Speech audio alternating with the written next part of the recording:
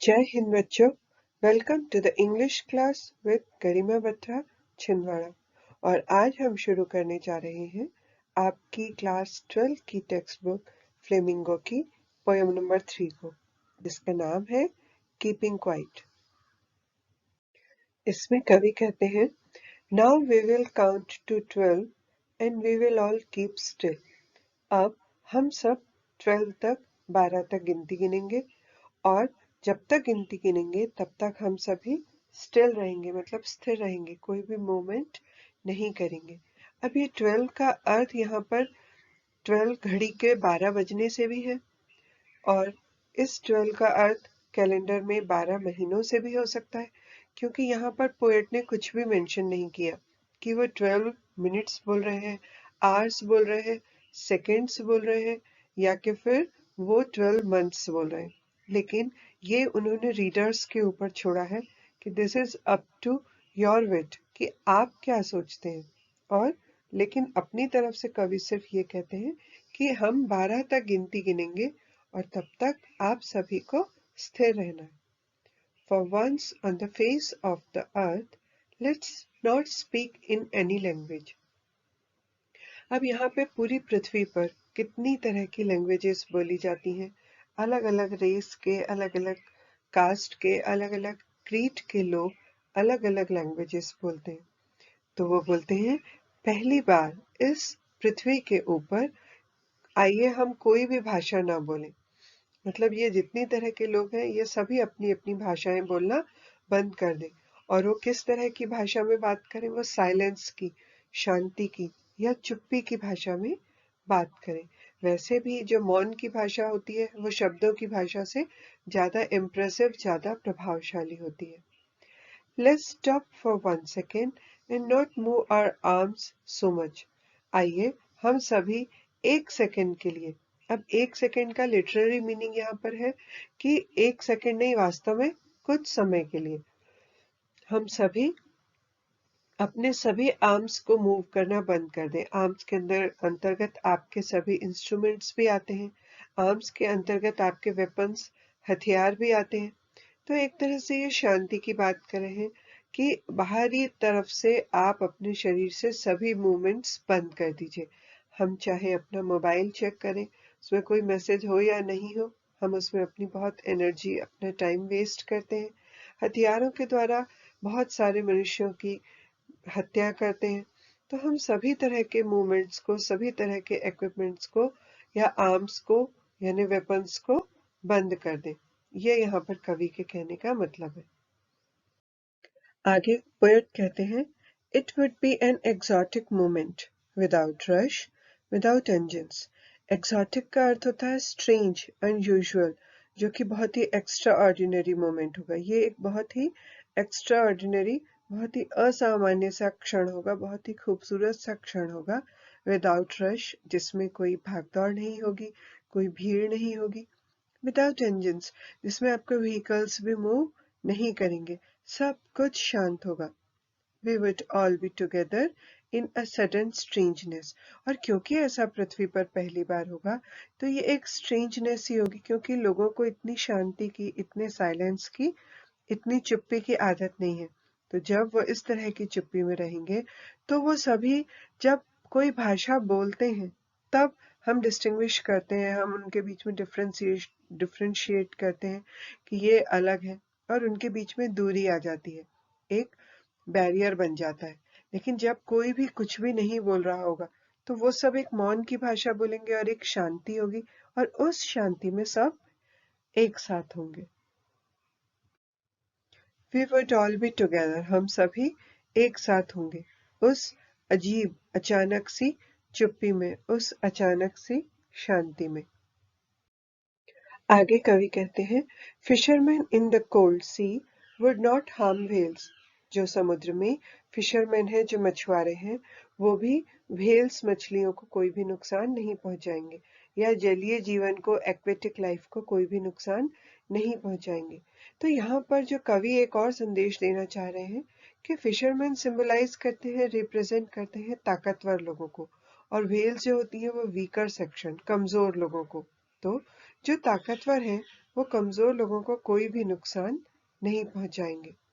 And the men gathering salt would look at his hurt hands, और वो व्यक्ति जो समुद्र के किनारे नमक इकट्ठा कर रहा है वो अपने काम को रोक देगा, थोड़ी देर के लिए बंद कर देगा और अपने घायल हो चुके हाथों को देखेगा। तो जितने भी लोग अपनी लाइवलीहुड अर्न कर रहे हैं, जो भी लोग अपनी जीविका कमा रहे हैं, आजीविका चला रहे हैं, वो उस भाग दौड़ में अपने शरीर को कितना नुकसान पहुंचा चुके हैं, अपनी पर्सनल लाइफ को कितना नुकसान पहुंचा चुके हैं, उसकी तरफ ध्यान नहीं देते हैं। अब वो अपने काम को रोककर इस बात की तरफ ध्यान देंगे कि इस पूरे भाग दौड़ में उन्होंने क्या खोया और क्या पाया। Those who prepare green wars, वो लोग जो हरियाली के खिलाफ या इस पृथ्वी पर जो वनस्पति है, पेड़ पौधे हैं, उनके खिलाफ जो युद्ध लड़ रहे हैं। मतलब हमने अपने विकास के कार्यों से इस पृथ्वी पर जो वन है उनको काटा है, डिफॉरेस्टेशन किया है, बहुत प्रदूषण फैलाया है, पॉल्यूशन फैलाया है, और जो भी नुकसान पहुंचाया है इस पृथ्वी पर हरे भरे जीवन को, उसे हम रोक दें। Wars with gas, Wars with fire. Wars with gas का अर्थ हुआ जितने भी जो ऐसे हथियार हैं जिनसे गैस निकलती है, जैसे गोला बारूद वगैरह, एक्सप्लोजिव्स, विस्फोटक जो हैं। वॉर्स विद फायर जैसे बंदूक है, जैसे रॉकेट हैं। तो इस तरह की जितनी भी चीज़ों से हमने इस पृथ्वी को नुकसान पहुंचाया है, इस जगह पर युद्ध जो लड़े हैं इन हथियारों को लेकर। तो विक्ट्री विद नो सर्वाइवर्स, इस तरह के युद्ध से कोई भी सर्वाइव नहीं करता, कोई भी जीवित नहीं बचता, दोनों तरफ बहुत ज़्यादा नुकसान होता है। जैसे nuclear weapons, fire, Wars with fire. तो जब हिरोशिमा और नागासाकी पर जापान में न्यूक्लियर बॉम्ब गिराया गया था अमेरिका के द्वारा, और उसके पहले जापान के द्वारा अमेरिका को जो पर्ल हार्बर में नुकसान पहुंचाया गया था न्यूक्लियर बॉम्ब्स के द्वारा, तो दोनों ही समय पर पूरे के पूरे शहर विनाश की तरफ चले गए थे। एक भी व्यक्ति जीवित नहीं बचा था और पूरे के पूरे शहर उजड़ गए थे। तो अब अगर ऐसा कोई भी न्यूक्लियर वॉर होता है तो पूरी पृथ्वी का नष्ट होना तय है। तो कवि के कहने का मतलब है कि हम इस तरह के सभी युद्ध को, इस तरह से जो हम पृथ्वी पर लड़ते हैं, जो हम पेड़ पौधे काटते हैं, जो हम दूसरे देशों से लड़ते हैं, उसे हम रोक दें।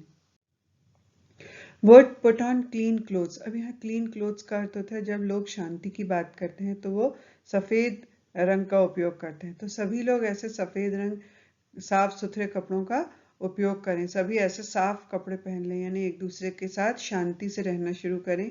And walk about with their brothers. और जब पूरे विश्व में, पूरी पृथ्वी पर शांति होगी तो लोग एक दूसरे से लड़ेंगे नहीं, तो एक दूसरे को सभी विश्व बंधुत्व की भावना का विकास होगा। लोग एक दूसरे के साथ भाईचारे से रहेंगे। और वॉक अबाउट, और साथ में चलेंगे। In the shade doing nothing. In the shade यानी पेड़ों की छाया में, मतलब वो प्रकृति की गोद में फिर से चले जाएंगे, प्रकृति के आश्रम में फिर से जाएंगे और इस भौतिक युग से दूर होंगे। डूइंग नथिंग, कुछ भी नहीं करेंगे वो सब, सिर्फ शांति से एक दूसरे के साथ, भाईचारे के साथ रहेंगे, ब्रदरहुड के साथ। आगे कवि कहते हैं, what I want should not be confused. तो ऐसा कहने से कवि का अर्थ है कि मैं जो भी कह रहा हूँ उससे कन्फ्यूज नहीं होना है। मतलब जो ज़्यादा शक्तिशाली लोग हैं उन्हें कमज़ोर लोगों पर अत्याचार नहीं करने चाहिए। जो लोग पृथ्वी पर अनाचार, अत्याचार कर रहे हैं उन्हें रुक जाना चाहिए। जो लोग अपने काम में बहुत ज़्यादा मेहनत कर रहे हैं पैसा कमाने के लिए, उन्हें भी थोड़ा सा रुकना चाहिए और अपने घावों की तरफ, अपनी तकलीफ़ों की तरफ, अपने पर्सनल लाइफ की तरफ ध्यान देना चाहिए। साथ ही साथ जो लोग युद्ध लड़ रहे हैं उन्हें भी रुक जाना चाहिए और शांति की तरफ हाथ बढ़ाना चाहिए। विथ टोटल इनएक्टिविटी, मतलब इस बात से कंफ्यूज नहीं होना चाहिए कि हमें सब काम धंधे, जो जीवन जैसा चल रहा है उसे रोक के पूरी तरीके से इनएक्टिव हो जाएं। इनएक्टिव हो जाए का अर्थ ये है कि हम कोई भी काम करना बंद कर दें।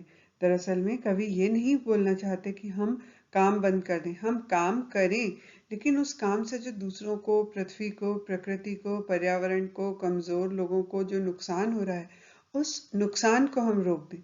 Life what it is about, जीवन तो सिर्फ आगे चलने का नाम है, रुकने का नाम नहीं है। I want no truck with death. तो कवि के कहने का तात्पर्य ये बिल्कुल भी नहीं है कि इंसान अपना जीवन छोड़ के मर जाए या उसकी मृत्यु हो जाए। वो मृत्यु नहीं चाहते, वो ये चाहते हैं कि जीवन हो लेकिन हानि रहित हो, नुकसान रहित हो। If we were not so single minded का अर्थ होता है सिर्फ एक ही दिशा में सोचना। जैसे जब भी हम कोई काम करते हैं तब हम सिर्फ अपने स्वार्थ के बारे में सोचें और दूसरे लोगों पर या दूसरे जीवन पर उसका जो प्रभाव पड़ता है उसके बारे में ना सोचें और हम काम करते जाएं। तो कवि ये कहना चाहते हैं कि about keeping our lifes moving, कि हमारा जीवन चलता रहे, हम अपने काम भी करें लेकिन हम स्वार्थी होकर न सोचें बल्कि पूरे विश्व के बारे में सोचते हुए काम करें और ये कोशिश करें कि हम जो भी काम कर रहे हैं उससे किसी को भी कोई नुकसान नहीं हो रहा।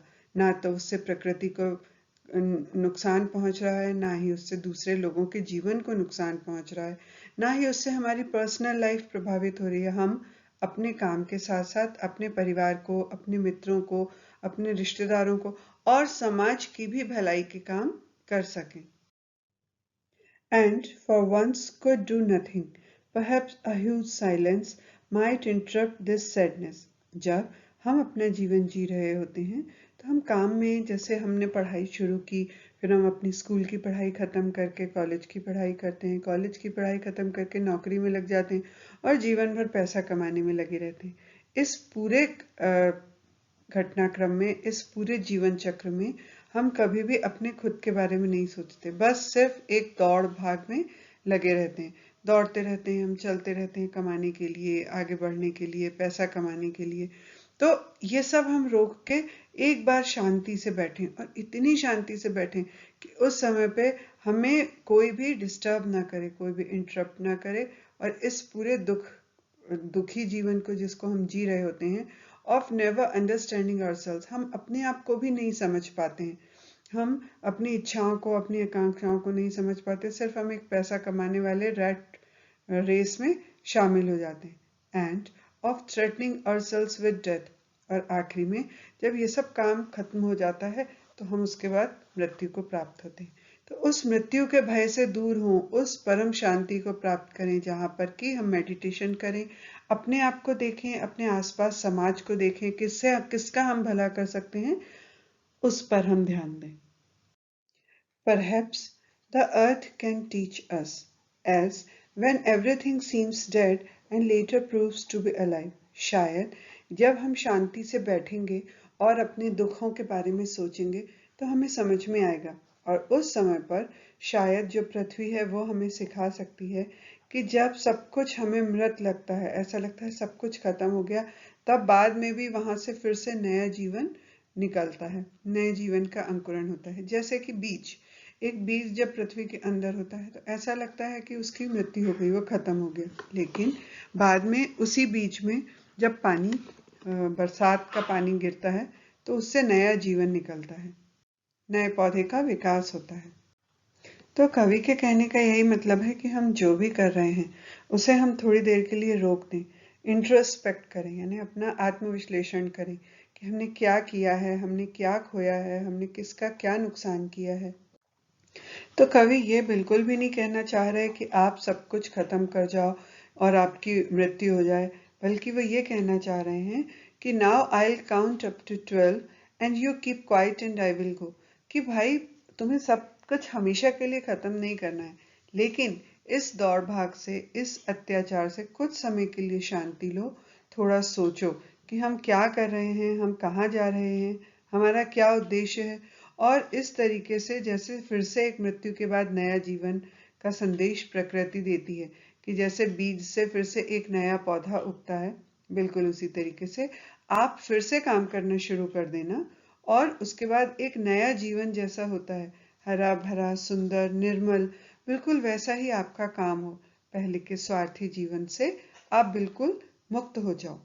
तो now I will count up to 12, आप कवि कहते हैं, तो मैं 12 तक की गिनती गिनता हूँ, and you keep quiet and I will गो, और आप उतनी देर के लिए शांत हो जाओ और मैं चला जाऊंगा।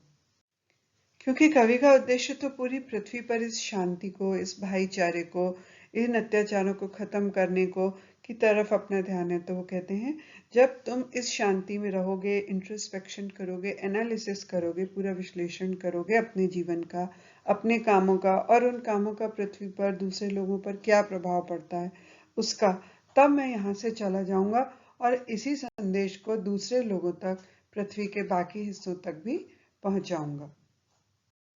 कवि ने इतने सालों पहले जो कविता लिखी, आज कोरोना के समय में वो कितनी प्रासंगिक है। अभी कोरोना काल में हम सभी ने ऐसे ही जीवन को जिया और इस जीवन का अनुभव किया कि हम सब ने जब अपने अपने घरों में बंद रहकर देखा कि जो प्रदूषण था वो कितना कम हो गया था पृथ्वी पर।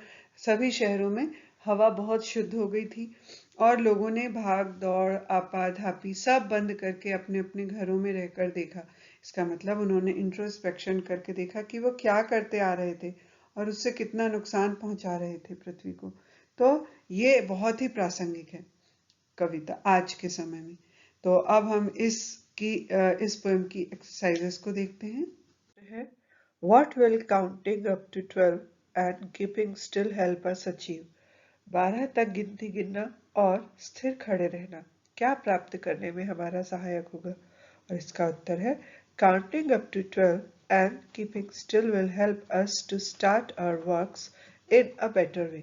12 तक गिनती गिनना और शांत रहना हमें हमारे कामों को ज़्यादा बेहतर तरीके से करने में मदद करेगा।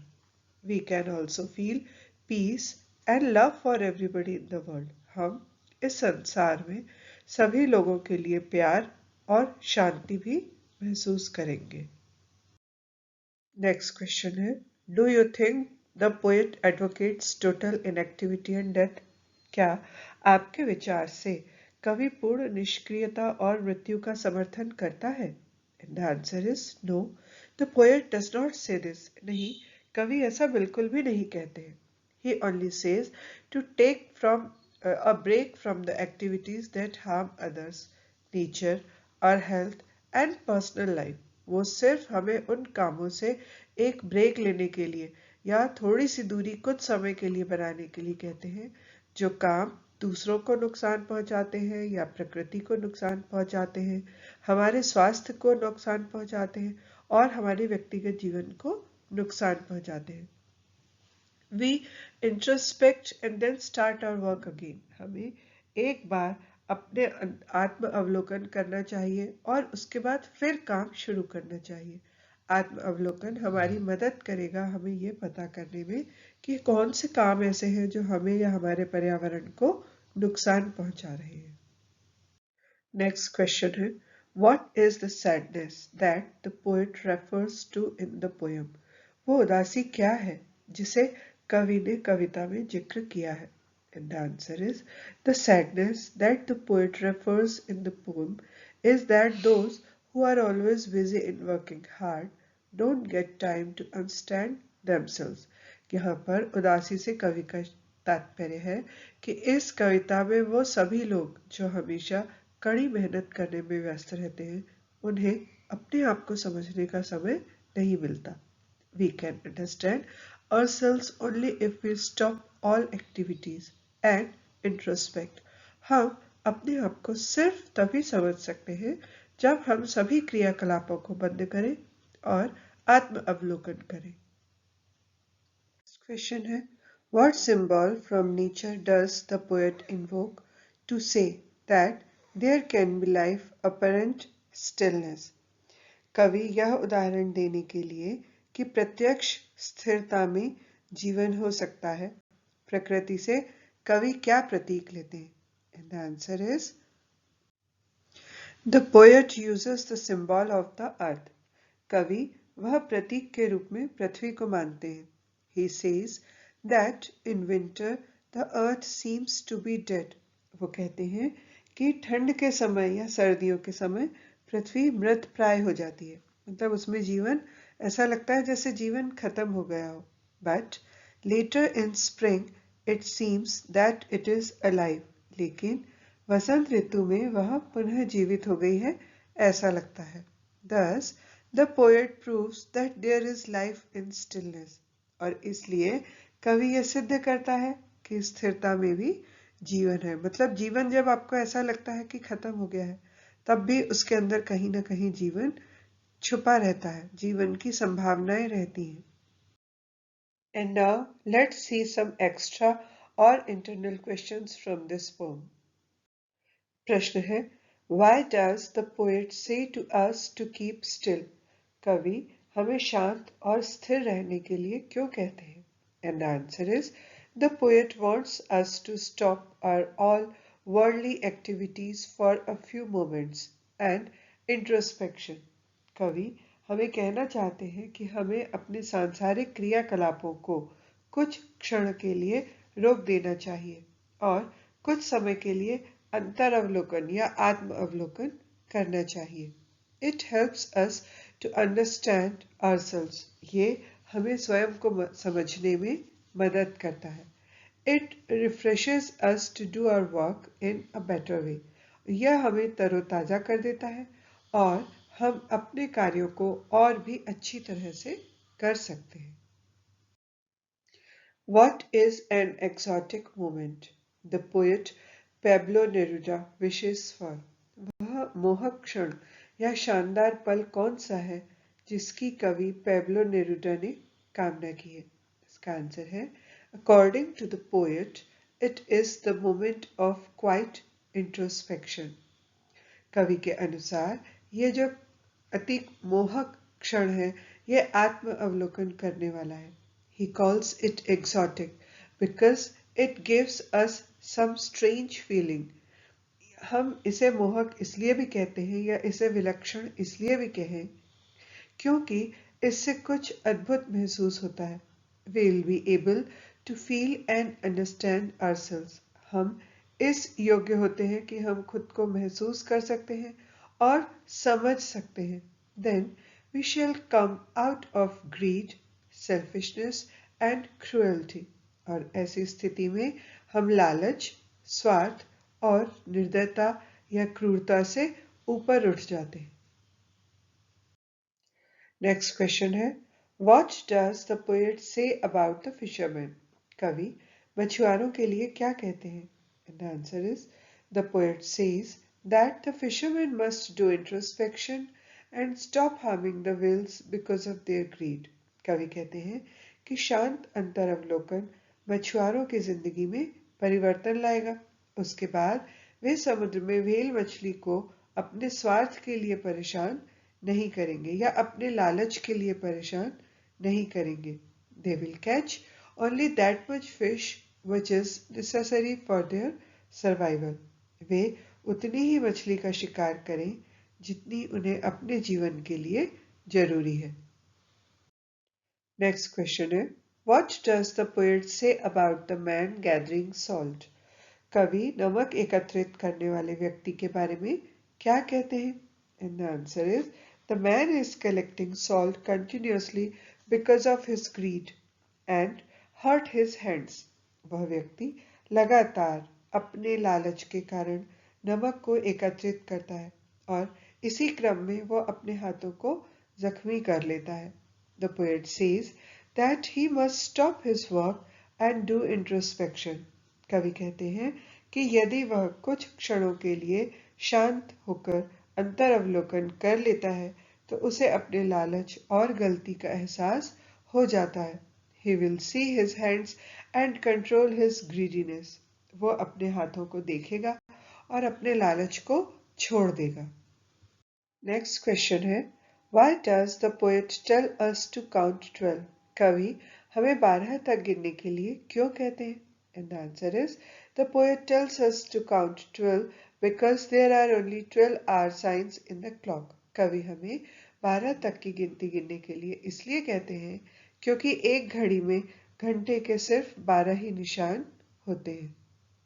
Next question Why does the poet ask us to keep still? कवि हमें स्थिर होने के लिए क्यों कहते हैं? और इसका आंसर है The poet wants us to keep still because peace helps us to find the solutions to our problems. कवि हमें स्थिर होने के लिए इसलिए कहते हैं क्योंकि शांति हमें हमारी परेशानियों के हल ढूंढने में मदद करती है. तो हमने इस तरह से पोम और उसके क्वेश्चन आंसर्स देखे. इसे आप बहुत ही अच्छे से समझें. Wish you all the best for your exams.